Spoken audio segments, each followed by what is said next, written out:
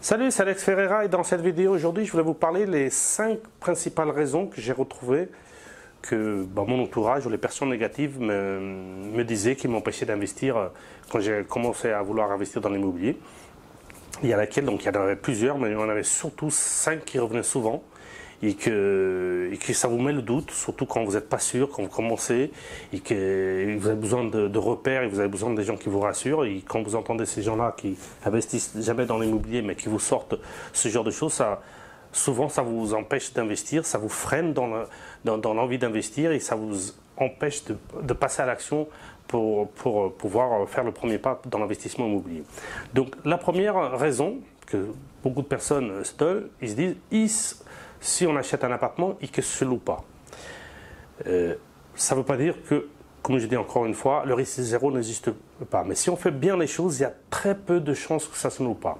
Première chose, il faut c'est bien regarder l'offre et la demande. Donc il faut choisir une ville à laquelle vous pouvez vous renseigner vis-à-vis des agences immobilières. Vous pouvez appeler plusieurs agences immobilières, comme ça vous pouvez vous faire une étude de marché, de savoir s'il y a beaucoup de demandes dans l'investissement immobilier, quel type de bien. Il y a deux types de biens, c'est très souvent qu'il y a énormément de demandes, c'est tout ce qui est studio et 2 pièces, ça c'est sûr qu'il y a énormément de demandes partout. Et la plupart des villes, il y a énormément de demandes. Pourquoi aussi? Parce que vous avez déjà entendu à la télé, c'est qu'il y a des déficits dans la construction. C'est-à-dire tous les ans, il manque, je sais pas, 200, 300 000 logements qu'on devrait construire et on ne construit pas. Donc il y a toujours des déficits de logements en France. En plus, dans l'actualité, c'est très souvent, vous avez pas mal d'émigrés qui viennent. Et donc tous les ans en France, la population n'arrête pas de grandir. Donc du coup, ça fait un déficit immobilier. Donc la plupart, il n'y en a pas beaucoup de villes, ça veut dire que ça n'existe pas, mais il n'y a pas beaucoup de villes à laquelle il n'y a pas de la demande de location. Ça, c'est sûr et certain. Mais il faut faire une bonne étude de la ville. Et, tout ce qui est région parisienne, il y a de la demande quasiment partout. Et à côté des grandes villes. Dans les petites villes ou des petits villages, là, il faut voir cas par cas. Mais il y a quasiment de la demande un peu partout. Mais ça n'empêche pas de faire une étude de marché à niveau de l'offre et de la demande. Et du moment que vous avez déjà pris cette première précaution, donc vous avez de fortes chances que votre bien se loue au moment où vous allez l'acheter. Après, il y a aussi des biens parce que des fois, il y avait des personnes qui disaient mais je vois un appartement, ça fait longtemps qu'il n'a pas été loué ou qu'il est en annonce, ça fait longtemps et il ne se loue pas. Attends, il faut savoir est-ce qu'il est au bon prix du marché parce que aussi il y a des propriétaires, un exemple, un studio qui se loue 500 €, ils vont demander 600 ou 700 €. Les locataires, ils cherchent le prix du marché, ils voient qu'il y a d'autres studios qui sont au prix du marché, ils vont prendre ceux-là qui sont au prix du marché. Donc après, pourquoi ils disent ça fait 2 ou 3 mois que je ne loue pas? Est-ce que la personne a regardé si c'était au prix du marché? Si vous n'êtes pas au prix du marché, le locataire, ils ne veulent pas payer 100 ou 200 € de plus. Si le prix du marché c'est 500, ils ne veulent pas payer 600 ou 700. Donc, du moment que vous êtes au prix du marché, rarement que vous ne louerez pas ou que vous aurez resté, ça peut arriver une semaine ou 2, mais grand maximum. Mais normalement, par exemple, si vous achetez un bien immobilier et que vous faites des travaux, 15 jours avant de finir les travaux, vous passez déjà ou un mois, votre annonce. Déjà, ça permet de tester au niveau du prix, ça permet de voir la demande. Ou sinon, encore mieux, si vous avez un doute sur une ville, une astuce qui me revient, que moi je l'ai utilisé, que j'ai utilisé au début, mais après, à force de connaître le marché, je ne l'ai plus utilisé. Vous avez un doute, vous voulez investir dans une ville, vous avez un doute si la demande, ça va passer une fausse annonce. Vous passez une annonce sans photo, vous prenez des photos de votre appartement, de votre maison, vous passez une fausse annonce, vous dites voilà, studio, 2 pièces à louer, tel endroit, pour tel prix. Vous allez voir tout de suite, si vous mettez au prix du marché, vous allez pouvoir sonder si vous avez de la demande ou pas de la demande. Et ça, c'est la meilleure manière de sonder le marché. Sans sortir de chez vous avec une annonce gratuite, et là vous allez voir, ça va vous rassurer tout de suite. Donc ça c'est la première chose, les gens qui se disent si ça se loue pas. Après il y a une autre question que souvent les gens pessimistes ils se posent, c'est si le locataire ne paye pas. Ça alors là, ça c'est la première, le top du top, c'est si le locataire ne paye pas. Déjà il faut savoir que les locataires qui ne payent pas c'est une minorité.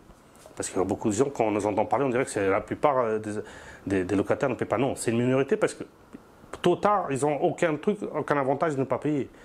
Donc, c'est une minorité. Et après, 2, moi, tous mes biens immobiliers à laquelle je loue, je prends une assurance de loyer impayé. Ça marche comment? Donc, vous prenez une assurance de loyer impayé. En moyenne, ça coûte 2,5% du prix de la location. Après, vous allez me dire, bah, c'est une charge. Mais non, d'accord, c'est une charge. Mais par exemple, sur 500 euros, ça vous coûte 2,5, ça vous coûte 12,5 euros par mois. C'est quoi 12,5 euros pour la tranquillité? Mais si jamais le locataire ne paye pas, c'est votre assurance qui va payer à votre place. Donc, comment ça se passe? Donc, le locataire ne paye pas le premier mois. Donc, vous le relancez, le deuxième mois. Donc, l'assurance, elle va vous payer qu'au bout de 3 mois, échu.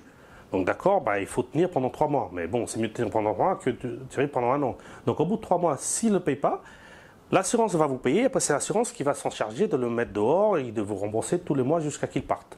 Donc, ça, l'assurance paye. La plupart, c'est en 2,5%.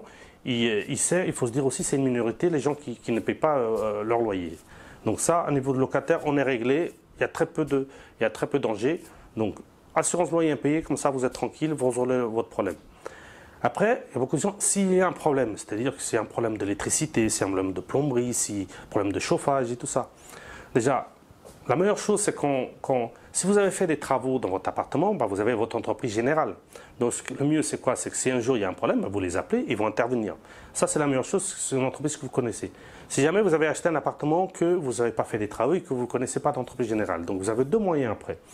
Soit passer par le syndic, mais en règle générale, le syndic prend toujours un petit pourcentage, mais ils ont quand même des entreprises sérieuses qui travaillent dedans, ou sinon l'agence. Si vous donnez votre bien à gérer à une agence, ils ont toujours aussi leur entreprise qui en cas de problème pour d'autres locataires qui vont intervenir. Donc, soit l'entreprise générale que vous connaissez, c'est mieux une entreprise générale. Pourquoi? Parce que l'entreprise générale, elle peut aussi résoudre des problèmes toutes sortes de problèmes comme l'électricité, plombier. Ou sinon, vous pouvez avoir un électricien, un plombier, une entreprise, peu importe. Mais vous pouvez, si vous connaissez, c'est mieux. Comme ça, vous les connaissez, ils vont vous prendre un juste prix. Ou sinon, passer par le syndic ou l'agence qui gère. Eux, ils ont des sociétés qui travaillent pour eux, pour d'autres appartements, pour les parties communes, et eux pourront intervenir. Donc, il n'y a pas de problème, même si vous habitez loin de où vous achetez votre bien immobilier, pour résoudre ce genre de problème, soit l'agence gère directement, sinon on vous appelle le locataire et après vous envoyez quelqu'un. Après, on se dit aussi, est-ce que si le locataire endommage l'appartement, à la fin de la location, il a abîmé la peinture, le parquet, comme ça. Déjà, il faut savoir aussi une chose, c'est comme le locataire qui ne paie pas, c'est une minorité. Pourquoi? Parce que quand vous allez mettre votre bien en location, ou que ce soit vous ou l'agence, va demander un dépôt de garantie. En moyenne, c'est 1 mois. On prend un exemple d'un appartement, un studio, 500 euros à peu près, vous allez prendre 500 euros. Le locataire, il n'a aucun intérêt d'abîmer votre appartement, il va perdre ses 500 euros. Donc, sauf s'il est bête et qu'il va endommager votre appartement, ou comme ça, ou si jamais il endommage, il va le réparer avant de le rendre, parce qu'il va perdre son dépôt de garantie. Donc déjà, le fait de le garder son dépôt de garantie, ça va faire réfléchir à le locataire de ne pas abîmer l'appartement et de vous le rendre nickel comme vous l'avez donné. Après, si ça ne vous rassure pas, parce que vous pouvez dire, ouais, mais bon, un mois, s'il m'abîme trop l'appartement, ça ne paiera pas les travaux. Mais aussi, encore une fois, ça existe des assurances pour ce genre d'événement. Ça a un coût, voilà, mais ça peut vous rassurer, à laquelle vous pouvez assurer votre bien en cas que si le locataire endommage votre bien, votre appartement, c'est l'assurance qui paiera. Voilà. Moi, je n'assure pas pour ce genre de choses. Le dépôt de garantie, ça suffit à dissuader les locataires d'abîmer votre appartement, donc en règle générale. Mais si vous voulez vous rassurer, vous pouvez prendre une assurance pour que ça couvre si votre locataire endommage. Il y a des assurances pour ça. Moi, je ne les prends pas, je ne connais pas trop les prix, mais je sais que ça existe. Et après, la cinquième et dernière chose, c'est comment pour gérer les locations, les quittances, rentrer, les sorties. Donc ça, moi je délègue. Au début, j'ai voulu faire moi tout seul, mais ça me prenait énormément de temps. Et j'avais d'autres choses je préfère concentrer mon temps à rechercher d'autres apparts et d'autres investissements. Donc moi, je délègue ça à une agence, à la même agence, parce que j'ai tous mes biens immobiliers plus ou moins dans la même région. Donc eux, ils s'occupent de la gestion. Donc c'est eux-mêmes qui me fournissent l'assurance de loyer impayé. Donc c'est eux qui envoient les quittances aux locataires et c'est eux qui touchent les loyers. Qu'après eux, ils me font un virement tous les mois de chaque locataire. Et après, quand un locataire il part, il va lui envoyer un préavis. C'est l'assurance qui tout de suite met des annonces pour rechercher un locataire. Donc il y a un coût. En moyenne, c'est entre 5 et 6%, entre 5 et 7%, tout dépend des agences.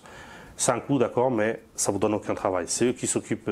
Quand le locataire il a un problème, en cas de problème d'électricité, d'eau, de chauffage, ils appellent l'agence vous appelle, comme ça vous n'avez pas en lien en direct déjà, vous n'avez pas en lien en direct le locataire.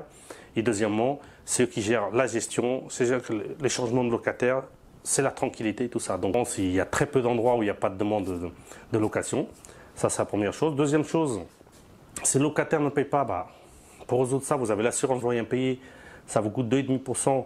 Comme ça, au moins, vous êtes tranquille, vous êtes rassuré. Là-dessus, c'est l'assurance qui paiera en cas de problème. S'il y a un problème d'électricité, d'eau, de chauffage, de quoi que ce soit vous avez une entreprise que vous communiquerez vous-même, ou soit vous avez le syndic ou l'agence qui peut vous conseiller des entreprises pour gérer ça et pour intervenir. Donc, ce n'est pas un problème non plus. Si l'appartement est endommagé, c'est chose rare parce que vous allez garder le dépôt de garantie ou l'agence va garder le dépôt de garantie en cas qu'il abîme l'appartement, ou en cas, si ça ne vous rassure pas, il y a des assurances qui existent pour ça, en cas de problème, si votre locataire endommage l'appartement. Et en dernière chose, c'est la gestion, à laquelle moi je délègue à une agence. Ça me coûte un petit peu d'argent, entre 5 et 7%, ça dépend comment le nombre de biens et tout ça, et les prix d'agence. C'est elle qui s'occupe d'envoyer les quittances de loyer, d'encaisser les loyers, et après, elle me fait des virements, et c'est elle qui, quand il faut changer de locataire, c'est elle qui va s'occuper de rechercher un nouveau locataire. Il y a un coût, bien sûr, mais si vous déléguez, il y a certainement un coût. Donc, vous avez les trois résolutions pour chaque problème, à laquelle ça n'empêche pas, ces problèmes-là ne doivent pas vous empêcher d'investir dans l'immobilier. Donc, encore une fois, je dis, il faut se former, il faut se renseigner après des gens qui ont investi, et on a la résolution à 90 voire 99% des problèmes. Donc, encore une fois, le risque zéro n'existe pas, mais quand vous faites tout ça, vous avez très peu de chances de vous tromper ou de ne pas être payé ou quelque chose. Il y a des précautions à faire. Au moment que vous suivez ça, vous serez tranquille et ça roulera tranquillement pour vous. Et le locataire vous paye votre patrimoine, vous enrichit, il va vous permettre de payer les revenus supplémentaires que vous allez toucher en faisant une bonne affaire. Encore une fois, si vous voulez bénéficier de 2 heures de formation gratuite pour les premières étapes dans l'investissement immobilier, vous cliquez dans le lien en dessous de la vidéo. Si vous voulez, les vidéos vous inspirent et vous donnent des idées pour franchir les premiers obstacles que vous mettez vous dans votre tête ou votre entourage vous dit qui vous empêche d'investir, vous abonnez à la chaîne. Vous cliquez sur la cloche, comme ça, chaque fois qu'il y aura une nouvelle vidéo qui sort, vous avez la notification au moment qu'elle sort. Et ça vous permettra de voir les prochaines vidéos et de voir les vidéos qui sont déjà dans la chaîne pour vous donner pas mal d'astuces, pas mal de clés et pas mal de bonnes raisons d'investir dans l'immobilier. N'oubliez pas, je vous dis à la prochaine vidéo et n'oubliez pas, on investit ensemble. Ciao!